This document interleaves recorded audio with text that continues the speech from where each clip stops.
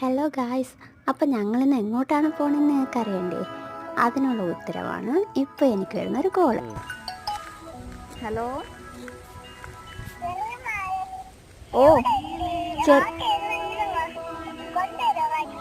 നിന്റെ റോക്കിയെ നിനക്ക് വേണോ? നിന്റെ റോക്കിയെ കൊണ്ടുവരാമേ. നിന്റെ വീടിന്റെ കുറച്ച് ബാക്കിൽ എത്താറായി കേട്ടോ. ഞാൻ കൊണ്ടുവന്ന് തരാമേ. ഓ ശരി, വെക്കട്ടാ.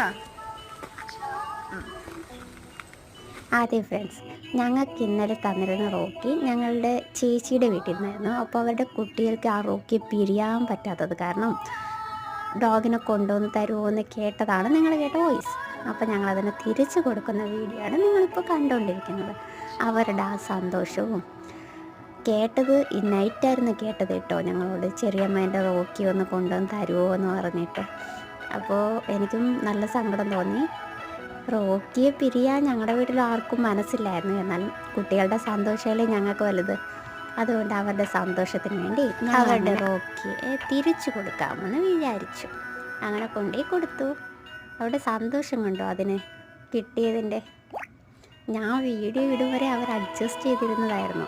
ഞങ്ങളുടെ വീട്ടിൽ പുതിയൊരു അതിഥി വന്നു എന്ന് പറഞ്ഞിട്ട് വീഡിയോ ഇട്ടപ്പോൾ യൂട്യൂബിൽ ആ വീഡിയോ കണ്ടപ്പോൾ അവർക്ക് അവിടെ ഇരിക്കാൻ വയ്യ.